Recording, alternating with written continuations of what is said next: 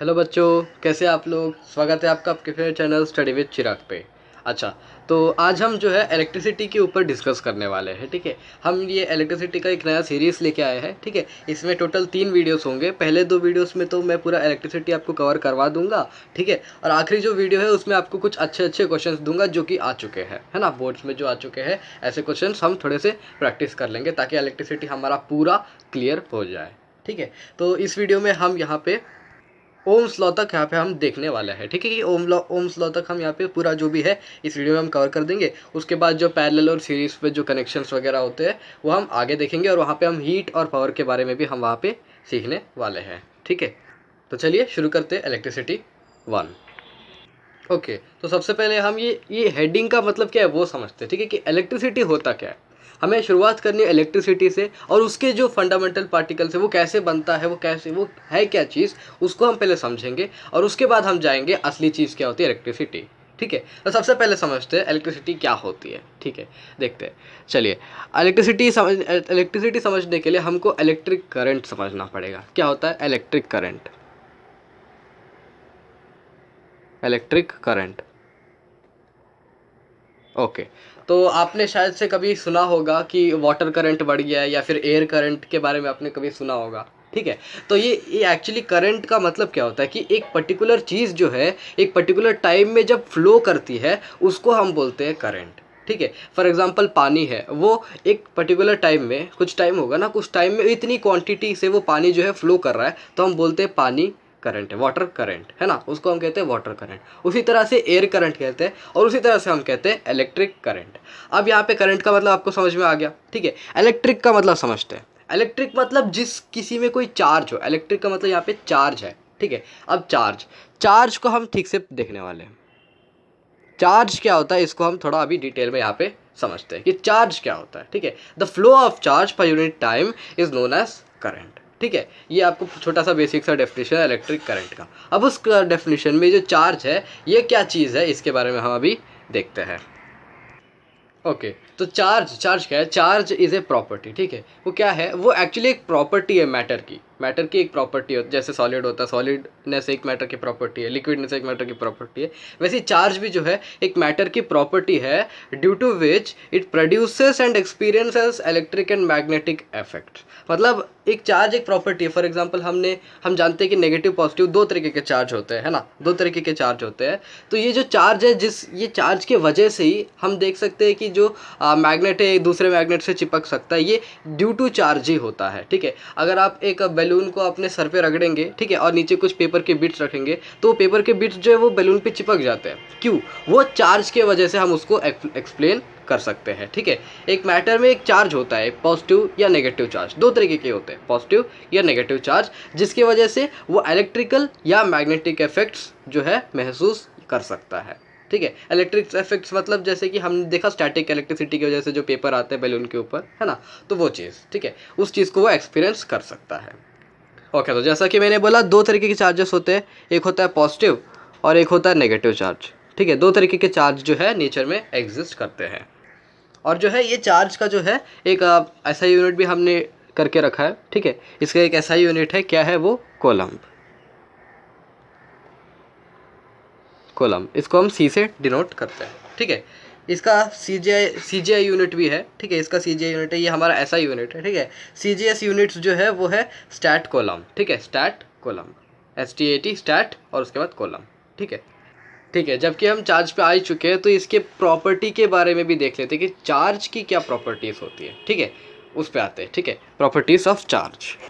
Okay, तो properties of charge पे आने से पहले एक छोटी सी कहानी है। ठीक है, ये कहानी क्या है? ये कहानी मैक्स प्लैंक सर की है। ठीक है, मैक्स प्लैंक सर एक बहुत बड़े साइंटिस्ट थे जिन्होंने जो है क्वांटम थ्योरी को प्रपोज किया था, द थ्योरी ऑफ क्वांटाइजेशन। ठीक है, तो ये बेसिकली आपको भी पढ़ने की कोई ज़रूरत नहीं है, इसलिए मैं ऐसे ही बता दे रहा हूँ, क्योंकि हम आगे इसके ये क्यों हमने इसको एज अ पार्टिकल या एज अ वेव क्यों देखा, तो ये एक्चुअली हमें 11th क्लास में आपका सिलेबस में आएगा। ठीक है, क्वांटाइजेशन, थ्योरी ऑफ क्वांटाइजेशन। ठीक है, अभी हल्के से एक झलक दे देता हूँ मैं कि क्वांटाइजेशन थ्योरी के अकॉर्डिंग जो है, उस थ्योरी के अकॉर्डिंग जो मैक्स प्लैंक ने बोला था, मैक्स प्लैंक जी ने बोला था कि इस थ्योरी के अकॉर्डिंग हर एक पार्टिकल जो है उसमें एक सर्टेन अमाउंट ऑफ चार्ज होता है। ठीक है, और उसको उस पार्टिकल जो भी चीज़ है वो एनर्जी जो है एक पैकेट्स में डिलीवर होती है। वो ऐसे नहीं कि हमें जितना चाहिए उतना एनर्जी मिल जाएगा, नहीं, वो एक पर्टिकुलर पैकेट्स में जो है हमें डिलीवर होती है, ठीक है। तो वो जो पैकेट्स है वो पैकेट्स का इन्होंने नाम दिया क्वांटा, ठीक है, क्वांटा, ठीक है। क्वांटा अलग अलग चीज़ों का अलग अलग होता है, ठीक है।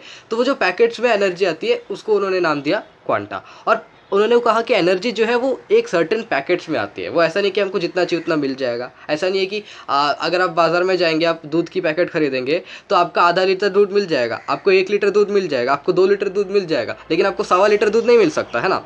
1.25 लीटर आप पैकेट नहीं लेके आ सकते, है ना। तो वही उन्होंने बोला कि हमें वो इंटीग्रल मल्टीपल में ही हमें जो है उसका एनर्जी या चार्ज जो भी है हमें मिल सकता है। हम जैसा मर्जी वैसा नहीं ले सकते, ठीक है।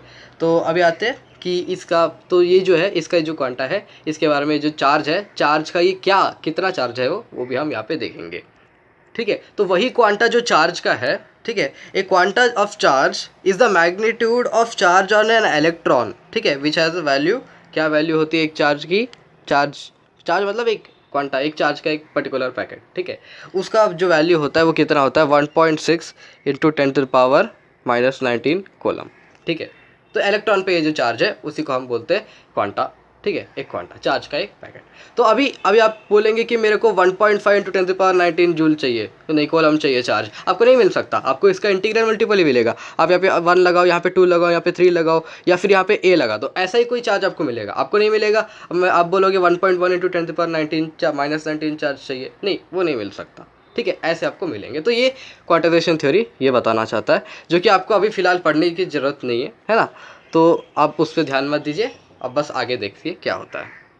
वो बस मैंने इसलिए बोला क्योंकि आप ये समझ सके कि चार्ज का जो वैल्यू है वो क्यों आया, ठीक है, वो हमने प्रपोज ही क्यों किया, ऐसा, ठीक है। तो चार्ज के साथ साथ ये जो है, ये जो चार्ज है ये एक्चुअली नेगेटिव होता है, ठीक है। इलेक्ट्रॉन पे जो चार्ज होता है वो होता है, इलेक्ट्रॉन का चार्ज होता है -1.6 इंटू 10⁻⁻19 कूलम, और प्रोटॉन पे जो चार्ज होता है E-P+, ठीक है, ये होता है +1.6 इंटू 10⁻⁻19 कूलम, ठीक है।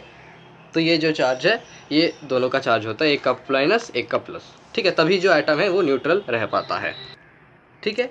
तो अब यहाँ पे हमें एक और नया टॉपिक अराइज होता है कि कंडक्टर्स और इंसुलेटर्स क्या क्या होते हैं, ठीक है। ये बहुत ही सिंपल थिंग है, बहुत ही सिंपल सा चीज़ है कि कंडक्टर्स और इंसुलेटर्स क्या होते हैं। कंडक्टर्स वो होते हैं जो इलेक्ट्रिक चार्ज, ठीक है, इलेक्ट्रिक चार्ज को फ्लो करने देते हैं, मतलब अलाउ करते हैं अपना इलेक्ट्रिक चार्ज अगर उनमें से फ्लो हो रहा है तो उसको अलाउ करते हैं। वेराज इंसुलेटर्स जो है वो अलाउ नहीं करते, ठीक है, मतलब वो भी अलाउ करते हैं। आप रबर का टुकड़ा लेंगे और उसके ऊपर इलेक्ट्रिसिटी डालेंगे तो ऑब्वियसली वो पास करने नहीं देगा, लेकिन अगर बिजली गिरेगी आसमान से तब तो वो पास कर जाएगी ना। तो हाँ, तो हाई वोल्टेज पे वो अलाउ करता है, बट नॉर्मल वोल्टेज पे वो अलाउ नहीं करता, ठीक है।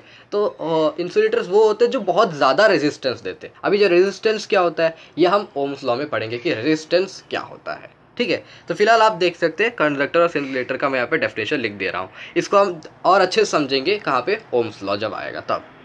ओके, तो ये रही डेफिनेशन, ठीक है। दो substances which allow electric charges to flow through them are called conductors and those which don't allow are called क्या, इंसुलेटर्स, ठीक है।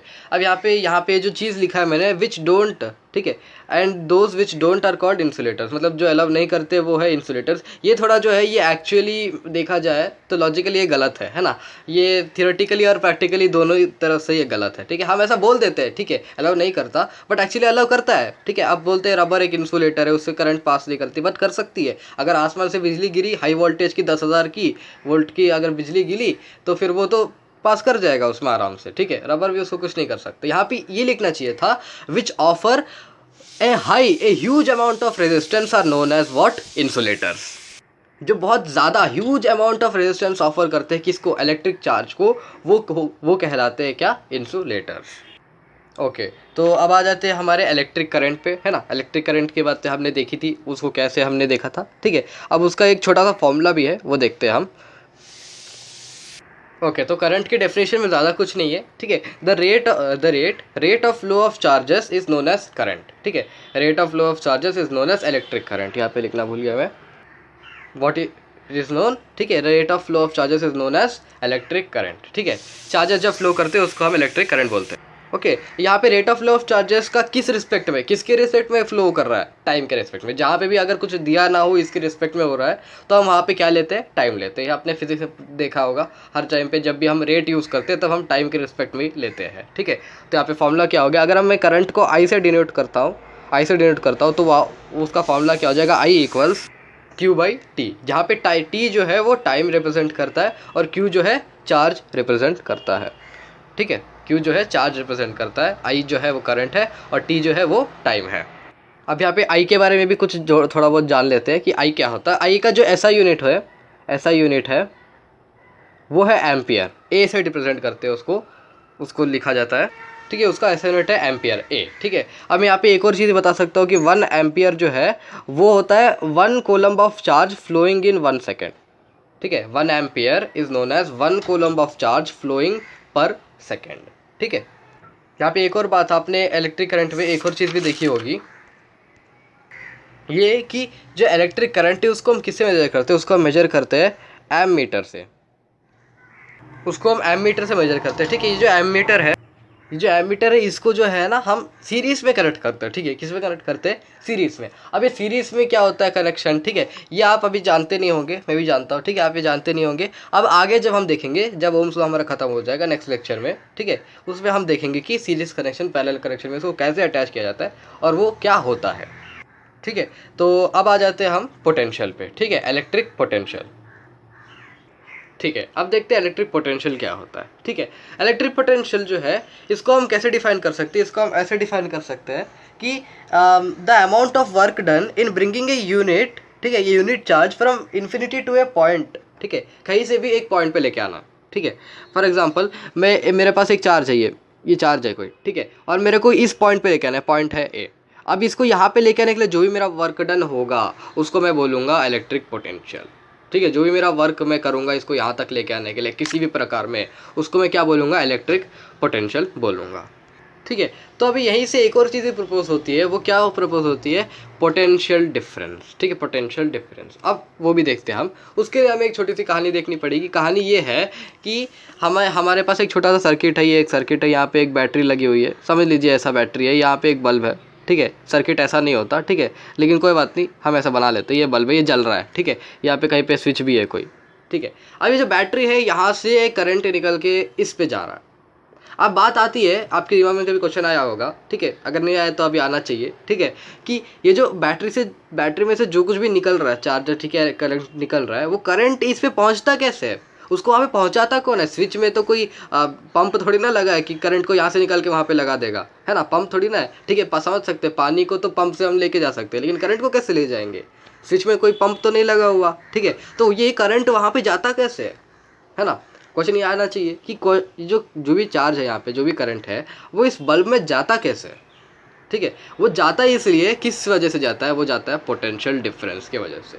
आपने बायोलॉजी में कहीं पढ़ा होगा ऑस्मोसिस के बारे में आपने सुना होगा, ठीक है। ऑस्मोसिस में क्या होता है, हाई कंसंट्रेशन से लो कंसंट्रेशन में जो है पानी चला जाता है ना। ठीक उसी तरह से जो है उसको हम क्या बोलते हैं, उस हाई प्रेशर से लो प्रेशर में जाने को हम क्या बोलते हैं, ऑस्मोटिक प्रेशर डिफरेंस, ठीक है। अब वही चीज़ जो है यहाँ पे भी लागू होती है और इसको हम बोलते हैं पोटेंशियल डिफरेंस। इलेक्ट्रिक पोटेंशियल में डिफरेंस का होना संकेत करता है पोटेंशियल डिफरेंस को, और उसी पोटेंशियल डिफरेंस की वजह से जो है चार्ज हाई कंसंट्रेशन से लो कंसंट्रेशन में चला जाता है, ठीक है। तो पोटेंशियल डिफरेंस को भी यहाँ पे डिफाइन कर देते हैं, ठीक है। तो यह definition, work done to move a unit charge from one point to another, इसको समझते हैं, ठीक है। यहाँ पे मेरा पॉइंट है ए, वही पॉइंट ए, ठीक है, यहाँ पे पॉइंट है बी, ठीक है। अब ये जो बी है यहाँ से मैं इलेक्ट्रॉन यहाँ पे ट्रांसफर कर रहा हूँ E- को, ठीक है, वहाँ पे भेज रहा हूँ, एक चार्ज को भेज रहा हूँ, ठीक है। जब चार्ज को मैं भेजूंगा तो इस E- को यहाँ पे लाने के लिए कोई वर्क डन करना पड़ेगा, ठीक है, वर्क डन होगा, ठीक है। अब वो वर्क डन मैं कैसे लिख सकता हूँ, मैं इसका कोई पोटेंशियल होगा, इलेक्ट्रिक पोटेंशियल इसका होगा, इसका भी कोई इलेक्ट्रिक पोटेंशियल होगा, है ना। तो इसको मैं डिफाइन कर देता हूँ VA से इलेक्ट्रिक पोटेंशियल, और इसका पोटेंशियल VB से। तो जो है हमारा जो पोटेंशियल डिफरेंस होगा, डिफरेंस क्या होता है, डिफरेंस है ना, यहाँ से यहाँ पे डिफरेंस, ठीक है। तो मैं क्या करूँगा, सिंपली VA यहाँ पे लिखूँगा, VA minus VB is nothing but what, work done to bring the charge from B to A by charge, ठीक है। तो ये हो गया हमारा पोटेंशियल डिफरेंस का फॉर्मूला जो भी आप समझ सकते हैं इसको। तो अगर मैं इसको ये सब ऐसे ऐसे भाषा में ना लिख के सिंपली लिख दूँ कि हम पोटेंशियल को वी से एक्चुअली डिनोट करते हैं, ठीक है, पोटेंशियल डिफरेंस। तो वी जो है पोटेंशियल डिफरेंस जो है वो है W/Q। W क्या है, वर्क डन, और Q जो है वो है चार्ज, ठीक है। तो इस तरह से हमारा पोटेंशियल डिफरेंस डिफाइन हो गया। इसको हम SI यूनिट में भी रिप्रेजेंट करते हैं, ठीक है। SI यूनिट जो है इसका, SI यूनिट वो सिंपल है, वर्क डन का क्या है, जूल है, Q का क्या है, चार्ज है, तो क्या हो जाएगा, जूल पर चार्ज हो गया, जूल पर कूलम, ठीक है। तो ये चीज़ है इसका SI यूनिट, ठीक है। अब हमारा एक नया टॉपिक आता है, वो है सर्किट डायग्राम, ठीक है। सर्किट डायग्राम तो आपको कुछ बोलने की ज़रूरत नहीं है, ठीक है, आप उसको खुद से ही पढ़ सकते हैं। सर्किट डायग्राम इतना भी मुश्किल नहीं है, ठीक है। वहाँ पे आपको बस मालूम होना चाहिए कि इसको कैसे रिप्रेजेंट किया जाता है ना। वो ड्राइंग वॉइंग तो आप खुद से सीख सकते हैं। मैं उस टॉपिक को फिलहाल छोड़ रहा हूँ और अभी हम ओम्स लॉ पे आ जाते हैं, ठीक है, क्योंकि वो तो आप ड्रॉ कर सकते हैं, है ना, वो तो आप खुद ही से देख सकते हैं कि कैसे ड्रॉ होता है ना, बस डायग्राम ही तो है। तो ठीक है, चलते हैं ओम्स लॉ की तरफ। अच्छा, तो पहले समझना ये ज़रूरी है कि ओम्स लॉ की जो पूरी कहानी है ये शुरू क्यों हुई, ठीक है, शुरू क्यों हुई, ये इसलिए शुरू हुई क्योंकि हमें मतलब उनको कुछ ऐसा लगा होगा कि जो है पोटेंशियल डिफरेंस और जो करंट पास कर रहा है उसमें कुछ ना कुछ तो रिलेशन होना चाहिए, ठीक है। देखिए, हमने यहाँ पे देखा पोटेंशियल डिफरेंस कुछ है और यहाँ पे कोई चार्ज है, चार्ज फ्लो कर रहा है, इलेक्ट्रिक करंट फ्लो कर रहा है, चार्ज फ्लो कर रहा है मतलब क्या, इलेक्ट्रिक करंट फ्लो कर रहा है।